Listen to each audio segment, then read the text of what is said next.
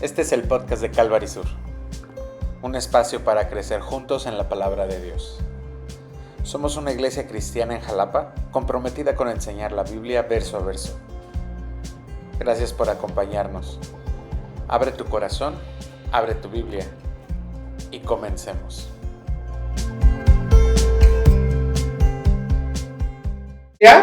Abre tu Biblia, por favor, en Apocalipsis capítulo 2 y vamos a ver del versículo 12 en adelante. Y vamos a ver hoy dos iglesias de esta serie de mensajes a la iglesia que el Señor está hablando. Y hoy está hablando a Pérgamo y a Tiatira. Y el tema de este estudio es la fidelidad en juego. Y hay algo que vamos a ver en estas dos iglesias, y es que ambas están seducidas o tienen un contexto de inmoralidad y de idolatría. Entonces estos dos son dos peligros muy fuertes que van a estar atacando a la iglesia: la inmoralidad y la idolatría.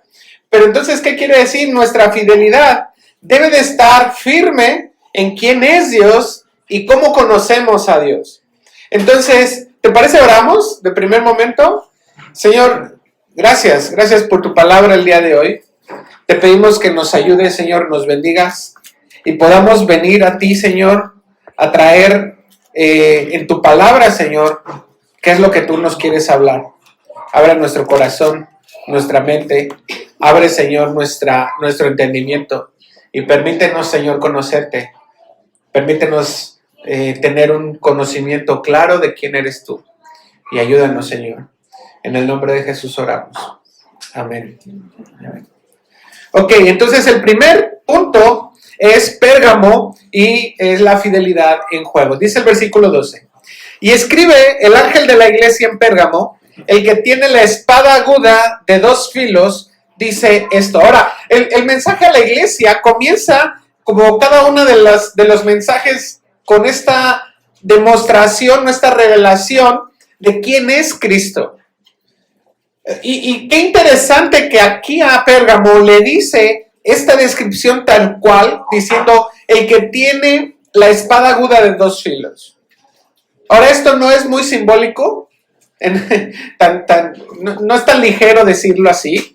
Es que dice la Biblia que Él es la palabra de Dios, que esa espada de dos filos es la palabra de Dios que juzga y discierne los pensamientos. Hebreos 4:12 dice: la palabra de Dios es viva y eficaz y más cortante que toda espada de dos filos y penetra hasta partir el alma y el espíritu, las coyunturas y los tuétanos, y discierne los pensamientos y las intenciones del corazón.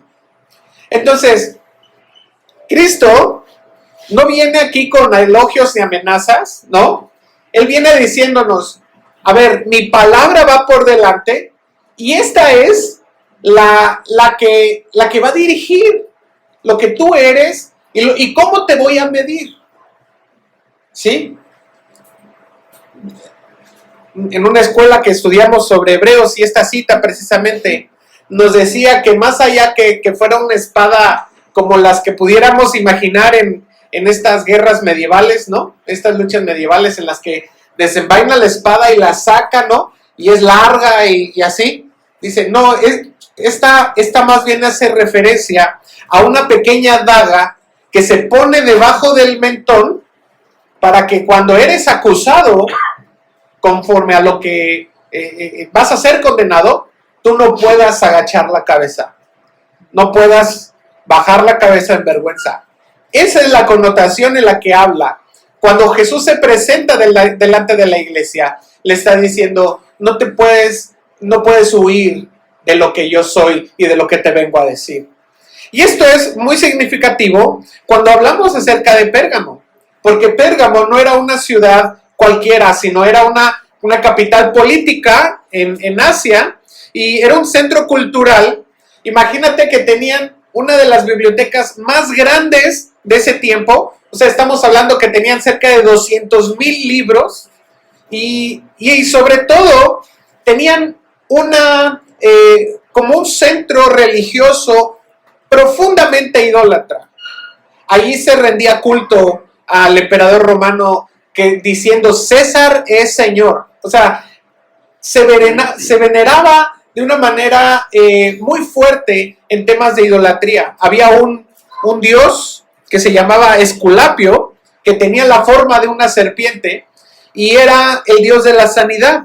Entonces, no es casual que en el siguiente versículo le diga, ahí está el trono de Satanás.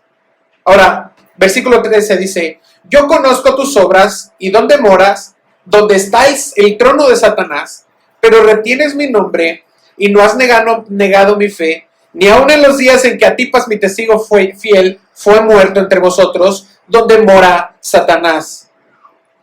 Ahora, esta expresión no significa que Satanás sea el rey, Sí dice que está su trono, pero no es que él sea rey.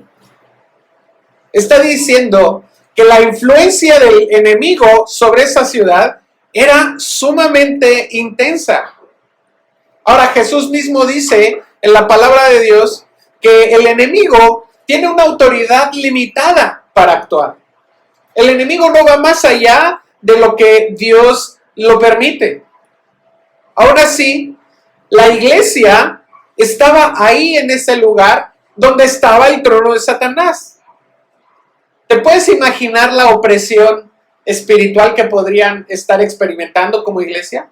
¿Te podrías imaginar la situación política, social y de idolatría que estaban alrededor? Sin embargo, Jesús le dice, yo conozco tus obras y conozco dónde moras y conozco que hay alrededor una opresión muy fuerte, pero retienes mi nombre y no has negado mi fe. Como iglesia, Pérgamo no se escondió, no diluyó la fe de Cristo, sino permaneció firme en medio de un lugar difícil. No eran las condiciones ideales quizá, pero esto es algo que debemos de tomar en cuenta hoy. La fidelidad cristiana no está medida porque no haya oposición. La fidelidad cristiana es precisamente que en medio de la oposición, en medio de un mundo que nos dice que ser cristiano no está bien, en medio de un mundo que nos dice que hacer lo que dice la palabra de Dios está fuera de onda o ni siquiera es válido o es anticuado, nosotros permanezcamos firmes. Jesús menciona a Antipas, mi testigo fiel, le pone aquí. Ahora, la palabra aquí, testigo, es más bien la palabra mártir. Y su muerte confirma que vivir la fe no es un tema de teoría solamente, ni de un concepto. Vivir la fe cristiana es estar conscientes de que tengo que ofrecer mi propia vida, no para defender una fe, sino para decir, estoy convencido que lo que la palabra de Dios dice es real. Ahora en el discipulado de matrimonios les decía, ¿qué tan relevante es la Biblia para tu vida? ¿Qué tan importante es la palabra de Dios para tus decisiones? Antipas no negó a Cristo. Confesó a Cristo, aunque le costó la vida. Esta fidelidad es la que el Señor honra diciendo, mi testigo fiel. Qué importante es esto, ¿no? Que le puede poner el mismo nombre que le puso a Jesús, que lo vimos en el capítulo 1. La iglesia es una contracultura que no importa que el mundo nos diga cuál es la corriente que debemos de seguir, nosotros vamos a obedecer la palabra de Dios. No importa la oposición que haya. Ahora, aquí hay unos puntos importantes acerca del cristiano en medio de la oposición. Y el primer punto es que retiene el nombre de Cristo. Quiere decir que mantiene una lealtad inquebrantable a la persona y esencia de Jesús. Es decir, está centrado en quién es Jesús, qué es lo que Jesús dijo, qué es lo que Jesús nos enseñó, qué es lo que Jesús nos mandó a hacer, qué es lo que Jesús nos está mostrando como ejemplo y qué es lo que yo debo de seguir. El segundo punto del cristiano que está viviendo en oposición es que no debe negar la fe. Quiere decir que permanecemos fieles a la doctrina, a la práctica que Jesús nos enseñó, que es el amor a Dios y el amor al prójimo. Y por último, el cristiano en medio de la oposición es capaz de arriesgar su propia vida por el testimonio de Cristo.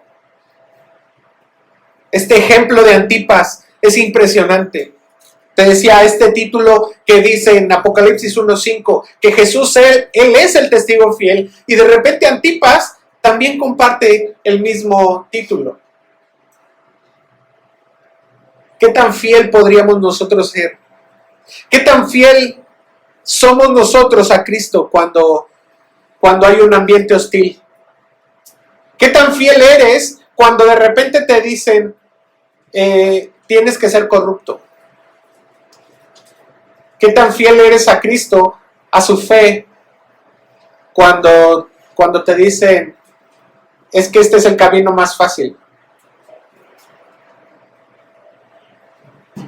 A lo mejor hoy no tenemos una persecución física cercana, aunque sí existe. Estaban pidiendo la oración en un grupo de la iglesia por unos hermanos que mataron a un pastor en Chiapas. Apenas esta semana. ¿Por qué? Por predicar el evangelio. No por robarles, o por violar a sus niñas, o por no, por decirles que Cristo les ama.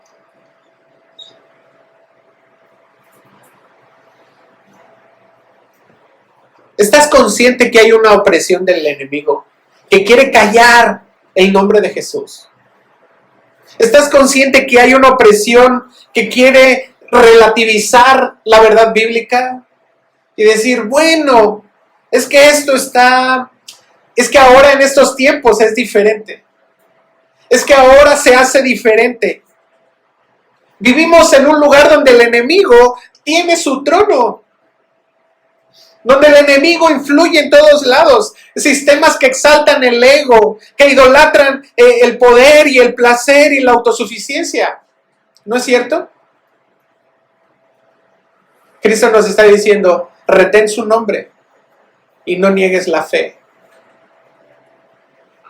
Aunque te cueste la vida. Aunque te cueste, aunque no sea popular. Gracias a Dios que el que tiene la espada de dos filos, no nada más viene a confrontarnos, sino que también nos está diciendo, aquí está la espada con la que puedes resistir. Esa misma espada de dos filos no es nada más para confrontarnos. Esa espada es para que podamos resistir. La tienes en tus manos. Ahora, Pérgamo entró en un peligro de una tolerancia doctrinal. Versículo 14 dice, pero tengo unas pocas cosas contra ti, que tienes ahí a los que retienen la doctrina de Balaam, que enseñaba a Balac a poner tropiezo ante los hijos de Israel, a comer de cosas sacrificadas a los ídolos y a cometer fornicación. Ahora imagínate esto, o sea, Jesús diciéndole, bueno, tú has sido fiel, has retenido mi nombre, no has negado la fe y has arriesgado tu propia vida, pero, ok, entonces el problema no era de afuera, sino era de adentro. ¿Y qué es lo que había adentro? La tolerancia del error dentro de la iglesia. Tengo unas pocas cosas contra ti, dice, Como iglesia podrías hacer todo lo bueno, podrías estar en lo correcto, pero de repente haber tolerado el error. Jesús estaba acusando a la iglesia de permitir que hubiera enseñanzas que corrompían la vida espiritual del pueblo. Había permitido que se levantaran, y de hecho lo vamos a ver con la siguiente iglesia, en Tiatira, pero menciona que se habían levantado aquellos que habían sido tropiezo para la propia iglesia, que habían permitido la inmoralidad dentro de la iglesia, que habían permitido la idolatría. Si tú quieres revisar un poco la historia acerca de Balaam, tú puedes revisar en Números capítulos 22 al 25 un poquito la historia. Y la estrategia del enemigo a veces no es solamente la opresión externa, sino es poderse ir mezclando con la concesión y la tolerancia. Irse mezclando de manera que nosotros no caigamos en esa persecución abierta en la que rápido levantamos la espada, sino más bien aquella que se puede ir mezclando, filtrando en medio de la iglesia. Balaam no negó a Dios abiertamente, sino que condujo al pueblo a vivir de una manera que era contraria a la santidad de Dios, a la inmoralidad sexual y a la idolatría. Qué difícil es que de repente nosotros mismos caigamos en el error de poder acomodar nuestro pecado dentro de la práctica de la iglesia. Te lo compartí a una ocasión y esto me dio mucha pena, pero me tocó cerca verlo, de un líder dentro de una iglesia que le dijo a otra hermana, ¿cómo ves si tú y yo y tú? Y la hermana le dijo, no, es que eso es pecado. Y él le dijo, sí es pecado, pero pues nos arrepentimos y ya. Con eso resolvemos, no te preocupes. Hay aquellos que hagan tropezar. Dice Marcos 9:42, cualquiera que haga tropezar a uno de estos pequeñitos que creen en mí, mejor le fuera si se le atase una piedra de molino al cuello y se le arrojase al mar. ¿Qué cuidado debemos de tener? Que nuestras conversaciones y la consejería, la comunión que tenemos unos con otros, no querramos nosotros disimular el pecado, no querramos nosotros disimular la idolatría y decir, es que esta es la manera en la que nosotros lo hacemos. No. Y te lo digo con toda confianza. Nosotros veíamos este texto igual en Navegantes, no es cierto, en Matrimonios. Sea que estemos ausentes o presentes, buscamos agradar a Dios. Y como iglesia buscamos agradar a Dios. Pero si hay algo en lo que necesitamos ser corregidos como iglesia, entonces que la palabra nos lo diga. Si Dios te lo muestra, entonces trae la palabra y seamos corregidos. Yo aprecio mucho quienes se han acercado a nosotros y nos han dicho, es que yo creo que debemos de caminar por este lado, porque la palabra de Dios nos está moviendo hacia allá. Gracias a Dios por la iglesia, que nos pastoreamos unos a otros, que estamos juntos en un mismo espíritu. Ambos queremos agradar a Dios, ¿no es cierto? Entonces, tú y yo queremos agradar a Dios, queremos caminar con Dios, queremos cuidarnos unos a otros, debemos caminar buscando la edificación de unos a otros y no hacer tropezar a otros. Ahora dice el versículo 15. Y también tienes, otra de las cosas que tienes en contra, tienes a los que retienen la doctrina de los nicolaitas, la que yo aborrezco. Ya hablábamos la semana pasada acerca de que esta doctrina justificaba el pecado bajo un falso concepto de libertad cristiana. No era negar el evangelio, era más bien distorsionar para acomodar tu pecado. Ahora Jesús dice aquí, no es toda la iglesia, pero hay quienes lo toleran. Y a lo mejor la iglesia en su totalidad no está ahí, pero hay quienes toleran esto. El problema no es que unos lo hacían, es que el resto lo permitía. No podemos tolerar el error.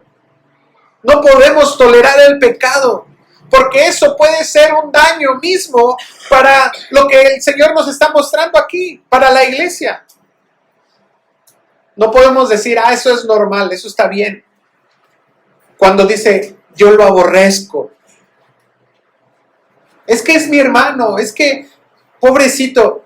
No, la palabra de Dios nos dice que nos exhortemos y que seamos cuidadosos de no ser contaminados. Gálatas 5:9 dice, un poco de levadura leuda toda la masa. ¿Y qué pasa con el hermano que es exhortado? Es que no me aman. No, precisamente porque te amamos. Porque te amamos, corregimos el error. Porque te amamos, corregimos esa actitud que estás tomando que no es contraria, que es contraria a la voluntad de Dios.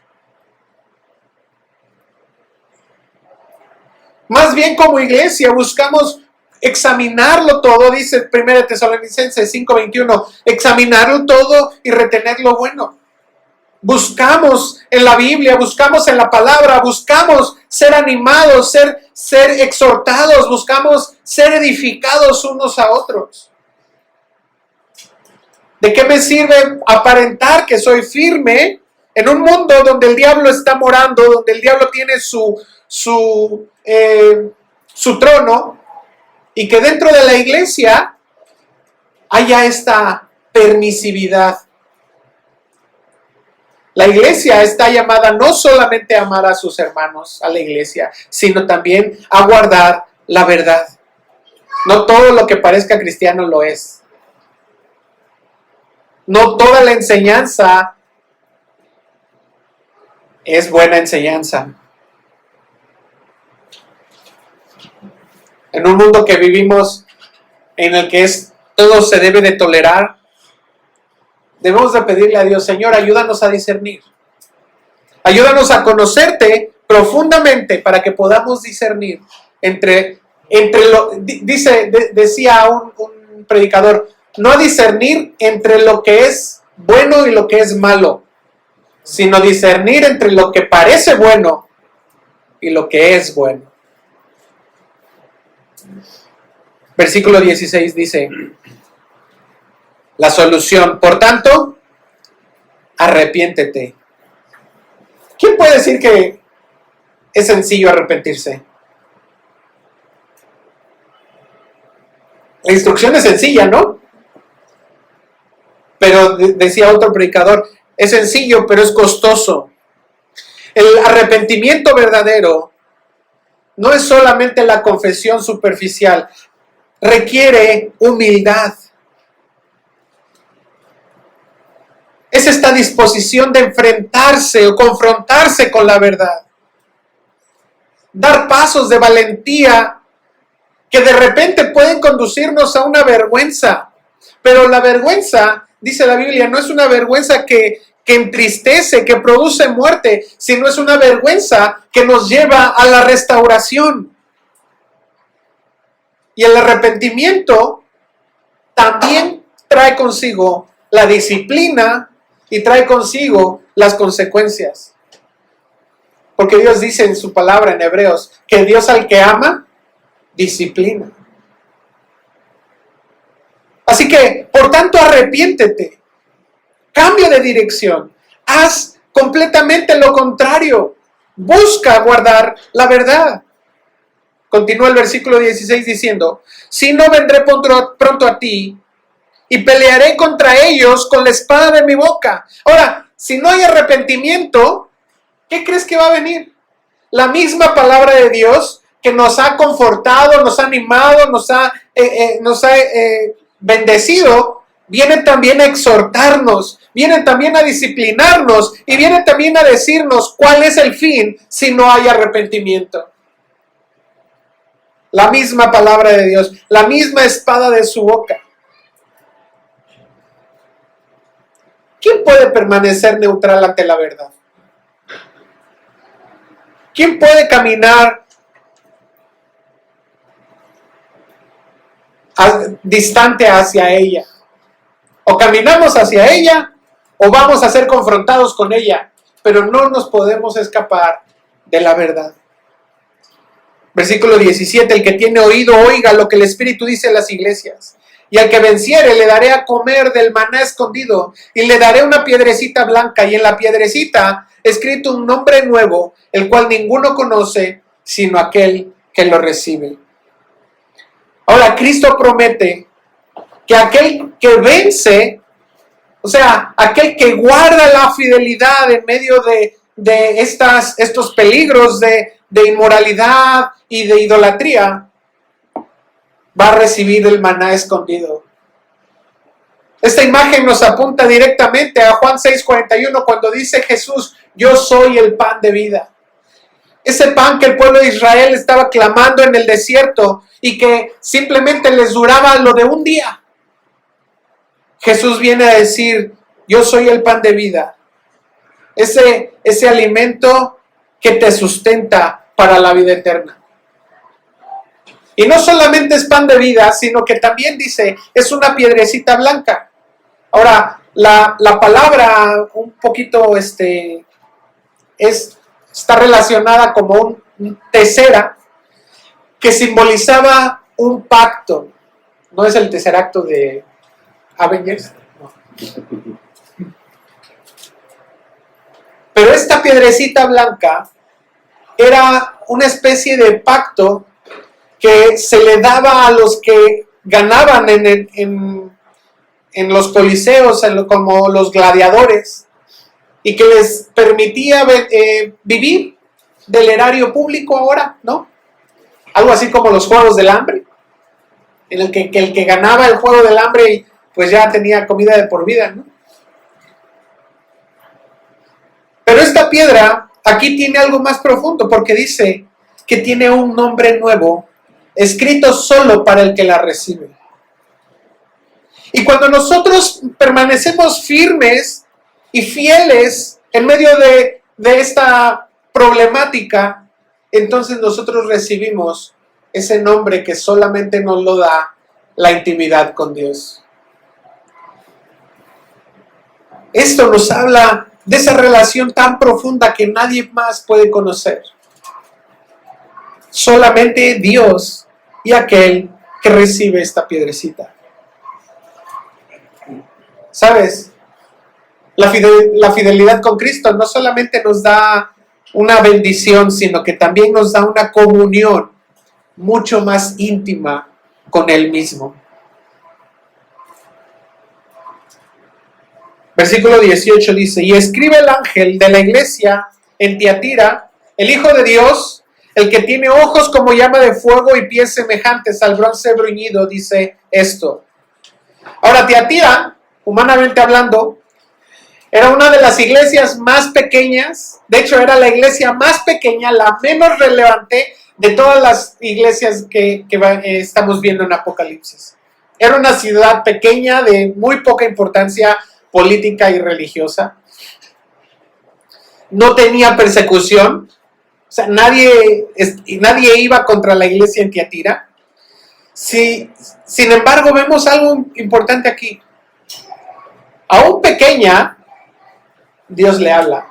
Y si alguna vez tú te has sentido tan insignificante como para que Dios te hable, sorpresa, Dios quiere hablarte. Y fíjate lo que le dice, o sea, diciéndole, el Hijo de Dios, el de ojos de llama de fuego y de pies semejante al bronce. Ahora, si te vas un poquito al capítulo 1, tú puedes ver esta descripción de quién era este Hijo de Dios y esa capacidad que tiene para discernir lo profundo de nuestro corazón y esa autoridad para juzgar. O sea, antes de juzgar, él dice, él ve con claridad qué es lo que estamos caminando y diciendo cómo somos como iglesia. ¿Tú crees que Dios no se da cuenta de lo que haces en la iglesia?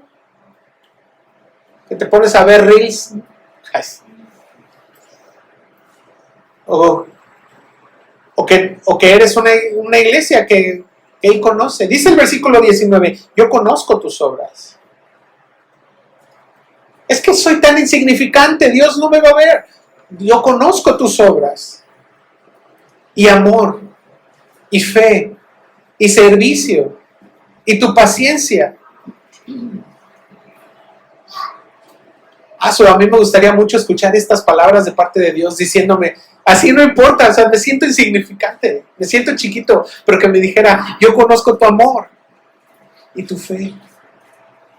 Y conozco lo que te esfuerzas para servir a otros. Y conozco que estás siendo paciente, y sobre todo eso conmigo, ¿no? Soy bien impaciente, ya platicamos en la mañana. Yo conozco tus obras. La iglesia sabía que era amar a otros. La iglesia sabía servir a otros. Sabía cuál era su fe puesta en Dios. Sabía que su paciencia, cuál era el nivel de su paciencia, de esa longanimidad. Parecía entonces una iglesia muy sencilla, muy chiquita, pero muy madura, equilibrada. Pero Cristo estaba diciéndoles ahí este mensaje, y que tus obras postreras son más que las primeras. Quiere decir, no solamente conozco tu fe, tu amor, tu servicio, sino sé que cada vez lo haces más y cada vez lo haces mejor. Como iglesia no te estancaste, no te conformaste. Y eso es un mensaje para nosotros, iglesia. Estamos en vísperas de movernos a un local más grande. Y damos gracias a Dios por eso. Empezamos aquí, hace un año éramos un grupo de 10 personas. Y hemos crecido numéricamente, pero no nos interesa crecer numéricamente, nos interesa crecer en amor, en servicio, en fe, en paciencia. Queremos crecer, y como iglesia, si tú no estás creciendo, entonces necesito llamarte a que no puedes quedarte estancado. Necesitas caminar a donde Dios te está llamando. Obras más y mejores. Necesitas avanzar, madurar. Segunda de Pedro 3:18 dice, antes bien creced en la gracia y el conocimiento de nuestro Señor. Tiatira estaba diciendo que Cristo estaba formándose en ellos de una manera consistente. Una fe que madura, un amor más grande, un servicio más profundo, una paciencia que se demostraba. Sin embargo, debemos preguntarnos, a lo mejor yo no estoy creciendo y estoy en la rutina. No basta con haber comenzado bien, necesitas crecer, desarrollar esas virtudes. Y en Pedro dice, agrégale a tu fe virtud y a tu virtud paciencia. Como iglesia y como creyentes individuales, no podemos medirnos por comparaciones externas con otros y decir, bueno, es que él es muy grande, ¿no? O sea, él tiene mucha fe. Es que no, él está más cerquita de Dios. ¿No es cierto? No, Dios quiere verte a ti crecer y que tus obras postreras sean más que las primeras. Sin embargo, aunque estaban haciendo lo correcto, aunque estaban creciendo, necesitaban permanecer en Cristo. Versículo 20 dice, pero tengo unas pocas cosas contra ti, que toleras a esa mujer Jezabel, que se dice profetiza, enseña y seduzca a mis siervos a fornicar y a comer cosas sacrificadas a los ídolos. Ahora vamos con el punto 4, que es esta tolerancia al engaño y un llamado a permanecer. Fíjate qué seria es esta declaración, porque el problema no era una iglesia que funcionara, el problema era que estaban siendo tolerantes al engaño. De nada nos sirve que tengamos muchas actividades como iglesia. De nada nos sirve que seamos una iglesia que está creciendo en número si nosotros estamos permitiendo que haya falsas enseñanzas, que haya pecado. Ahora, esta tolerancia, esta referencia que hace acerca de Jezabel, nos lleva inmediatamente a pensar en la Jezabel del Antiguo Testamento, en 1 Reyes 16, y tú puedes ver la historia de esta mujer que no era la reina, o bueno, era reina, pero no era la que gobernaba, pero introdujo idolatría y corrupción. Por causa de Jezabel se mataron a todos los profetas en Jerusalén, en Israel. Esta Jezabel en Tiatira era una Jezabel que parecía que se decía que era profeta, pero que no había sido probada. Ahora aquí, como iglesia, es algo que nosotros procuramos hacer. Procuramos escudriñar y estudiar qué es lo que cualquiera que se levante y que diga, tengo palabra de Dios. A ver, vamos a ver. No es que ya no haya profecía, la profecía existe, está funcionando en nuestros tiempos, pero tenemos la palabra profética más segura, ¿sí? Dios nos ha dado su palabra para que nosotros caminemos tras ella. ¿Cuál es este asunto? Jezabel había distorsionado la palabra de Dios para cometer su pecado, para seducir a los siervos de Dios. Y esto es un peligro que nosotros debemos de tener cuidado. Primera de Juan 4:1, lo vimos la semana pasada, pero hoy nos lo recordamos. No creáis a todo espíritu, sino probad los espíritus si son de Dios. Porque muchos falsos profetas han salido por el mundo. ¿Cuál es el resultado? Idolatría e inmoralidad. Jezabel enseñaba a fornicar y a comer cosas sacrificadas a los ídolos. Lo mismo que estaba con los nicolaitas, que vamos a ver a continuación. Quiere decir que podemos nosotros aparentar una vida espiritual, pero tener una conducta reprochable delante de Dios. Esta es una constante dentro de la iglesia. Nosotros podemos fornicar, no solamente en el pecado mismo de la fornicación, en la inmoralidad sexual, sino también en el que forniquemos o adulteremos con nuestra fe y que caigamos en idolatría con otros dioses. Que tomemos a otras prácticas y a otros quehaceres como nuestro Dios. El problema no siempre es el pecado que se comete, sino es el pecado que se permite. Porque para aquel pecado que se comete tenemos solución.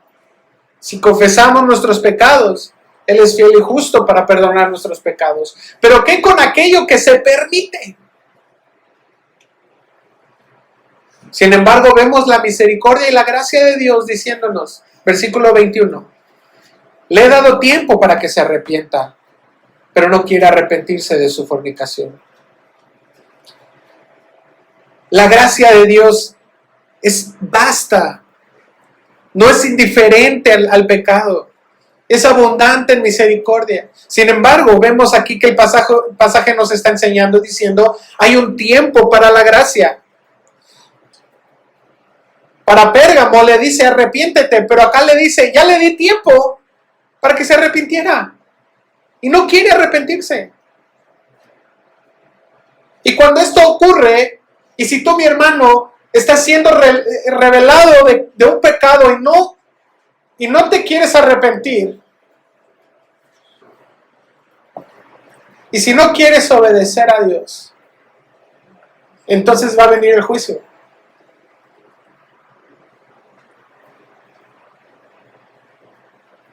Es inevitable que seamos confrontados con la palabra de su boca. Dice el versículo 22, he aquí yo la arrojo en cama y en gran tribulación a los que con ella adulteran, si no se arrepienten de las obras de ella. Y a sus hijos heriré de muerte, y todas las iglesias sabrán que yo soy el que escudriña la mente y el corazón, y os daré a cada uno según vuestras obras. Ahora, el juicio de Dios no es cruel, es justo, tiene un propósito, y ahorita lo vamos a ver. Él dice, lo arrojaré en cama y en gran tribulación. Eso nos está diciendo nada más que el Señor nos permite que el pecado produzca sus propias consecuencias. Romanos capítulo 1, versículo 24 dice: por lo cual también Dios los entregó a la inmundicia en las concupiscencias de sus corazones, de modo que deshonraron entre sí sus propios cuerpos. Esta infidelidad espiritual, el andar con otros dioses o tomar estas acciones contrarias a Dios, es adulterio contra Cristo. El Señor nos dice que como iglesia somos su esposa. Así el irnos tras otros dioses es adulterio. Ahora Jesús señala aquí dos propósitos en el juicio, y el primero es que el juicio esa tribulación que está permitiendo es para provocar arrepentimiento. Dios quiere que te arrepientas. Aún en medio de la tribulación, tienes la oportunidad nuevamente de venir a Dios. Este es un llamado urgente para que tú tomes en consideración esto y vengas a Dios. El segundo propósito es dar testimonio a las otras iglesias y decir: hay un Dios que juzga con justicia y que da conforme a sus obras. Es para decir, es que Dios es real, pues. Es que lo que Dios nos está diciendo, cuando dice que viene el juicio de Dios, entonces es real. Ahora, yo no sé tú qué prefieras. Si el primero arrepiéntete de Pérgamo, o si quieres esta parte en la que Dios ya te dio tiempo para arrepentirte.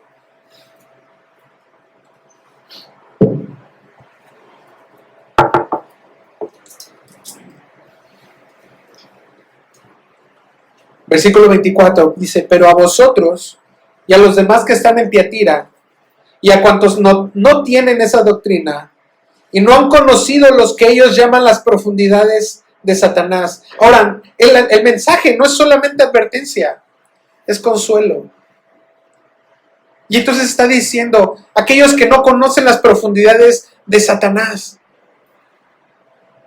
Ahora, tengo que decirlo, hay iglesias que dicen: es que para poder resistir al diablo necesitas conocer al diablo y conocer sus artimañas y meterte hasta las profundidades para ir y librar al que está ahí. Hey, la Biblia no nos manda a conocer las profundidades de Satanás. Al contrario, 1 Corintios 2:10 dice que estamos llamados a conocer lo profundo de Dios. La madurez espiritual no está explorando el pecado, no está explorando al enemigo o explorando sus terrenos o sus maquinaciones. Está en que conozcamos la profundidad de la santidad de Dios. A estos fieles, Cristo les dice: yo os digo, no os impondré otra carga. Versículo 25. Pero lo que tenéis, retenedlo hasta que yo venga.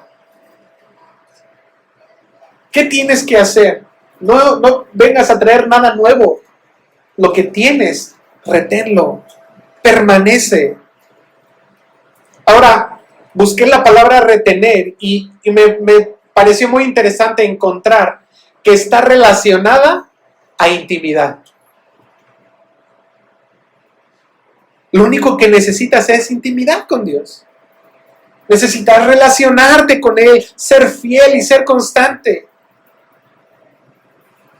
No pierdas aquello que Dios ya te dio. Sigue caminando con Él hasta que Él venga. Así se llama la serie de Apocalipsis, por cierto.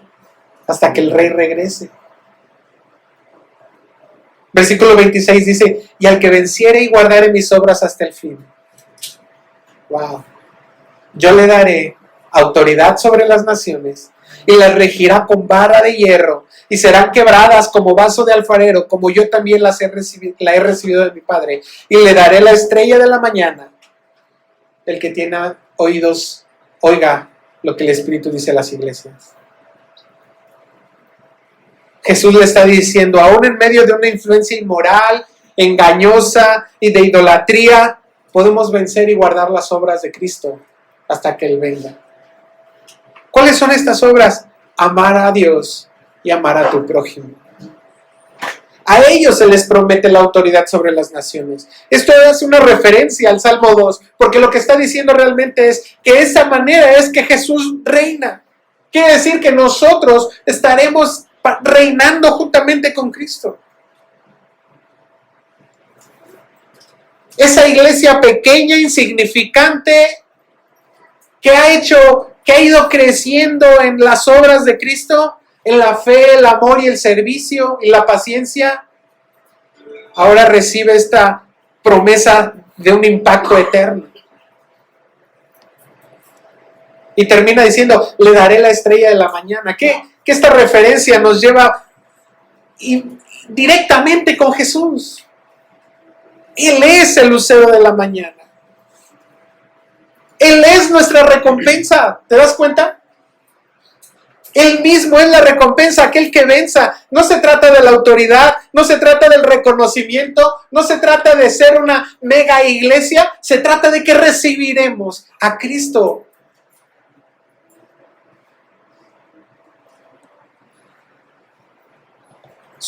Debemos de ser una iglesia amorosa que discierne y que no permite el pecado, para que cuando sea el momento recibamos a Cristo como nuestra recompensa.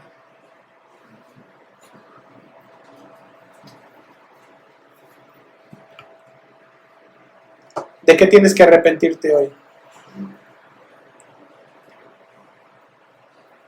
¿Qué tanta inmoralidad, fornicación física, si quieres, adulterios físicos, si quieres, pero qué tanto adulterio espiritual has estado cometiendo?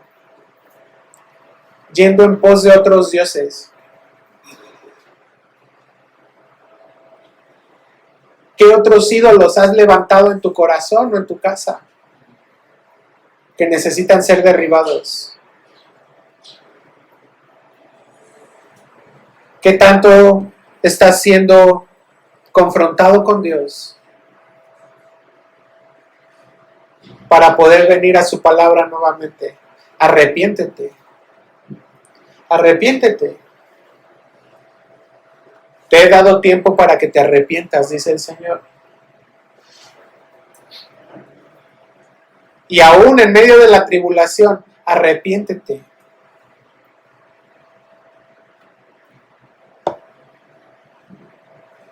Ponte de pie, por favor.